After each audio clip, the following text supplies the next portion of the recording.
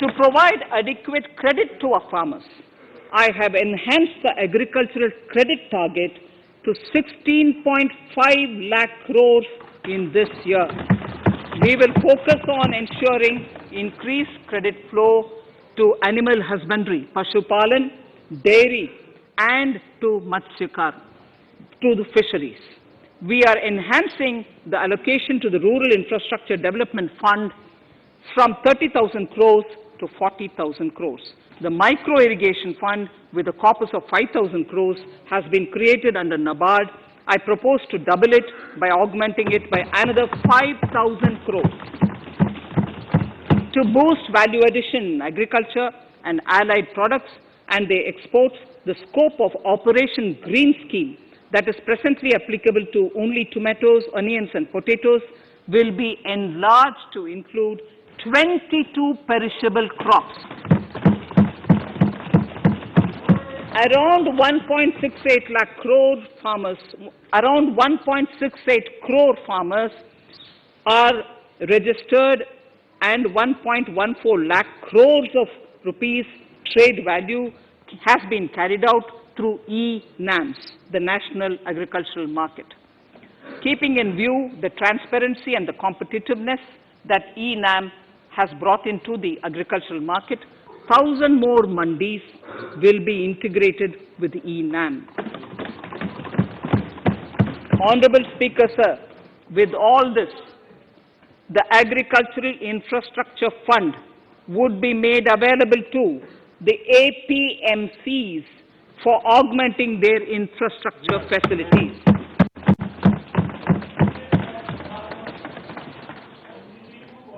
Fisheries.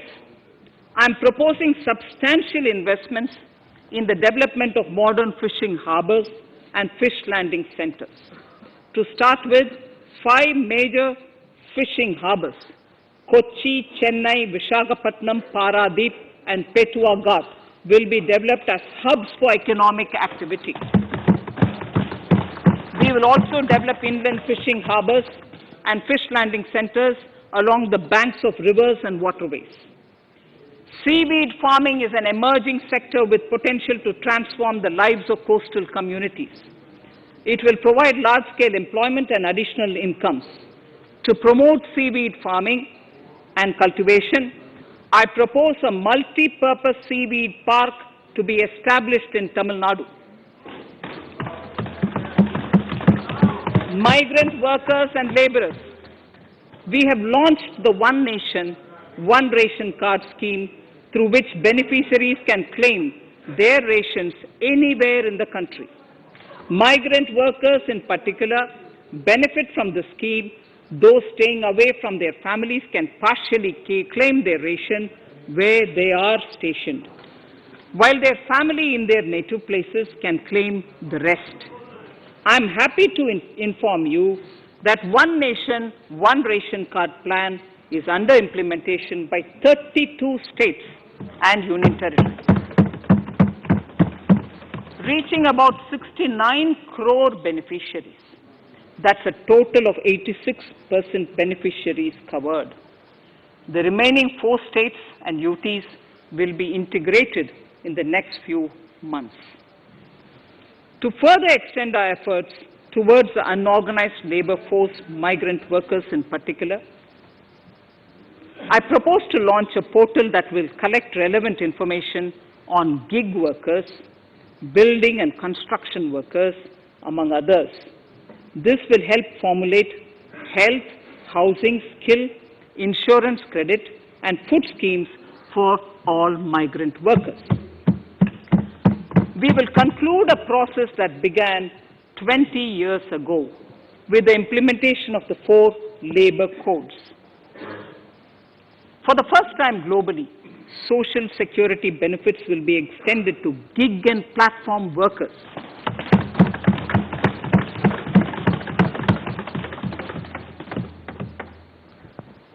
Minimum wages will apply to all categories of workers, and they will all be covered by the Employees State Insurance Corporation. Women will be allowed to work in all categories and also in the night shifts with adequate protection. At the same time, compliance burden on employers will be reduced with a single registration and licensing and online returns. Financial inclusion. To further facilitate credit flow under the scheme of Stand Up India for the scheduled castes and scheduled tribes and also women, I propose to reduce the margin money requirement from 25% to 15% only, and to also include loans for activities in allied sectors in allied activities in agriculture. We have taken a number of steps to support the MSME sector. In this budget, I have provided 15,700 crores to this sector, more than double of the last year's B. Honorable Speaker, sir, I now go to the fourth pillar, reinvigorating human capital. The national education policy announced recently has had good reception. In school education, more than 15,000 schools will be qualitatively strengthened to include all components of the national education policy. They shall emerge as exemplar schools in their regions, hand-holding and mentoring other schools to achieve the ideals of policy. 100 new Sainik Schools will be set up in partnership with NGOs, private schools, and states. Higher education. In Budget 2019-20, I had mentioned about the setting up of a higher education commission in India. We would be introducing the legislation this year to implement the same. It will be an umbrella body having 4 separate vehicles for standard setting, accreditation, regulation, and funding. Many of our cities have various institutions, universities, and colleges supported by the Government of India. Hyderabad, for example, has about 40 major institutions. In 9 such cities, we will create a formal umbrella structure so that these institutions can have better synergy while also retaining their internal autonomy. A glue grant will be set aside for this purpose. For accessible higher education in Ladakh, I propose to set up a central university in Leh.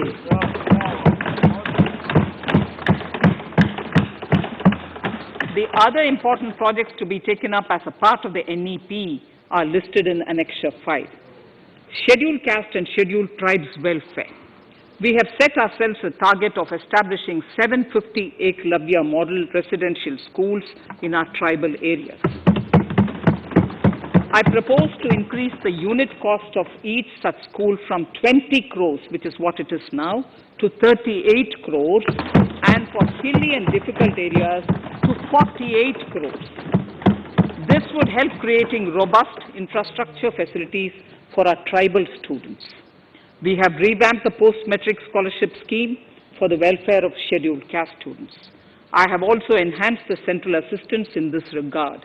We are allotting 35,219 crores for 6 years till 25-26 to benefit 4 crores scheduled caste students. Skilling. In 2016, we had launched the National Apprenticeship Promotion Scheme. The government proposes to amend the Apprenticeship Act with a view to further enhancing apprenticeship opportunities for our youth. We will realign the existing scheme of National Apprenticeship Training Scheme for providing post-education apprenticeship training of graduates and diploma holders in engineering. Over 3,000 crores will be provided for this purpose. An initiative is underway, Honorable Speaker, in partnership with the United Arab Emirates to benchmark skill qualifications, assessment and certification, accompanied by the deployment of certified workforce. We also have a collaborative training, intertraining program between India and Japan. to facilitate transfer of Japanese industrial and vocational skills, techniques, and knowledge. We will take forward this initiative with many more countries also.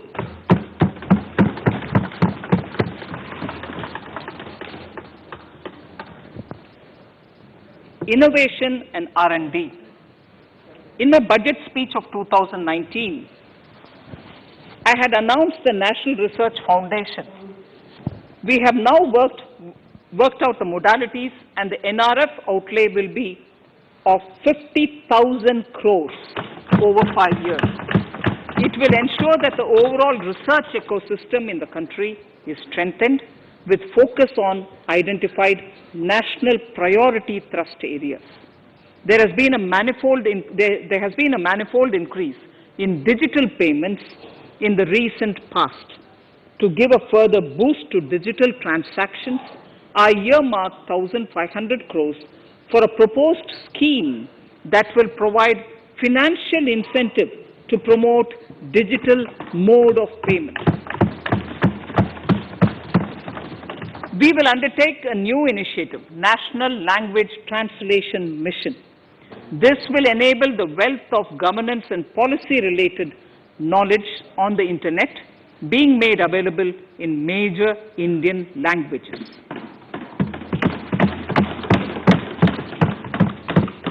The new Space India Limited, a PSU, under the Department of Space, will execute the PSLV CS-51 launch, carrying the Amazonia satellite from Brazil, along with a few smaller Indian satellites.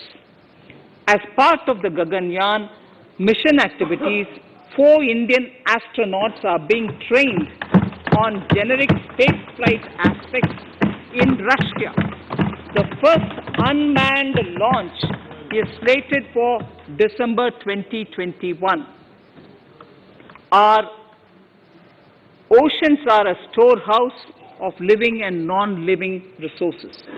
To better understand this realm, we will launch a deep ocean mission with a budget outlay of more than 4,000 crores over 5 years. This mission will cover deep ocean survey exploration and projects for the conservation of deep sea biodiversity. I come to the 6th pillar, Honorable Speaker, minimum government, maximum governance. Honorable Speaker, sir, this is the last of the 6 pillars. This will outline plans for reforms in one of our core principles of minimum government, maximum governance. We have taken a number of steps to bring reforms in tribunals in the last few years for speedy delivery of justice. Continuing with the reforms process, I now propose to take further measures to rationalize the functioning of tribunals. We have introduced the National Commission for Allied Healthcare Professionals Bill in Parliament. National Commission for Allied Healthcare Professionals Bill in the Parliament, with a view to ensure transparent and efficient regulation of 56 allied healthcare professionals. Additionally, to bring about transparency, efficiency, and governance reforms in the nursing profession, the National Nursing and Midwifery Commission Bill will be introduced by the government for passing. To have ease of doing business for those who deal with government or CPSEs and carry out contracts, I propose to set up a conciliation mechanism and mandate its use for quick resolution of contractual disputes. This will instill confidence in private investors and contractors. Honorable Speaker, sir, the forthcoming census could be the first digital census in the history of India.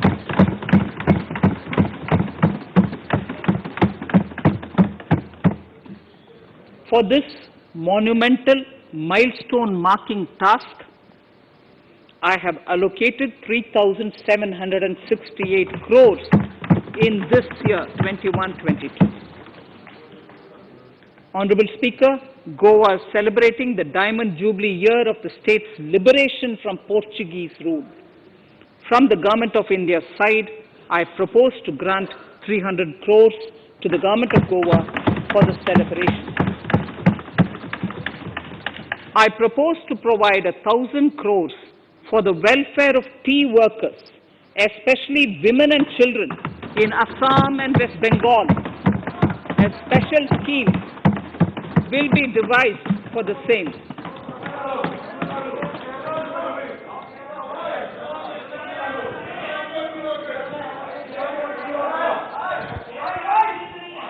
Fiscal position. Fiscal position. In these last few paragraphs of part A of my speech, I draw the attention of this august House to the fact that at the beginning of the current financial year, the pandemic's impact on the economy resulted in a weak revenue inflow.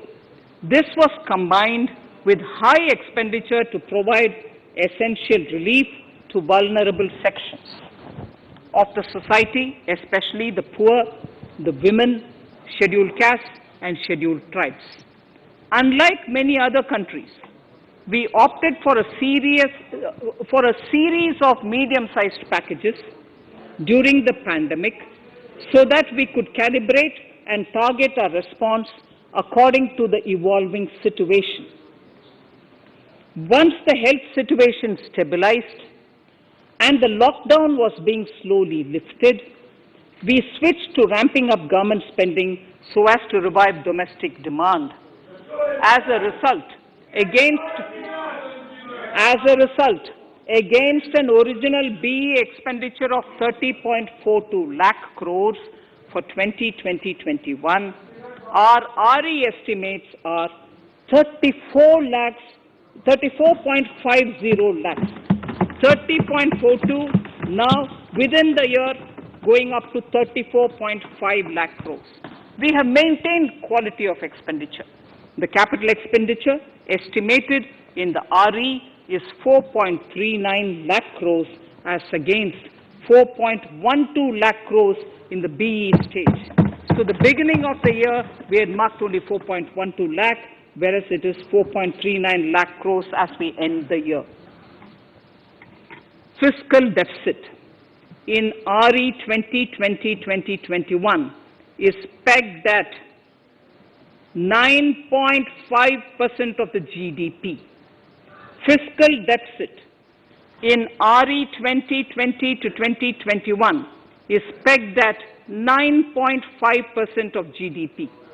We have funded this through government borrowings, multilateral borrowings, small saving funds, and short-term borrowings.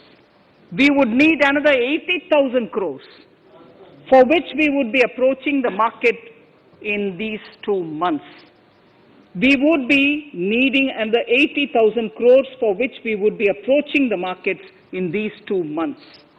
To ensure that the economy is given the required push, our BE estimates for expenditure in 21-22 are 34.83 lakh crores.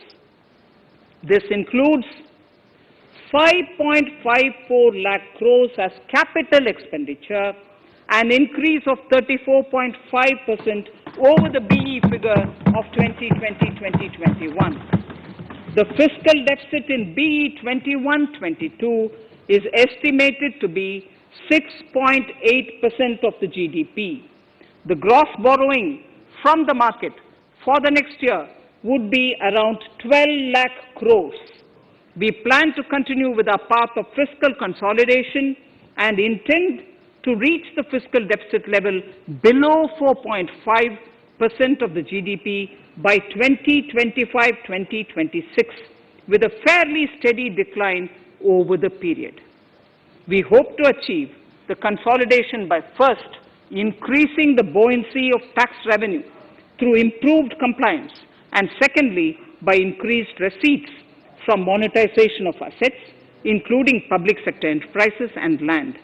The Contingency Fund of India is being proposed to be augmented. The Contingency Fund of India is being proposed to be augmented from 500 crores to 30,000 crores through finance bill.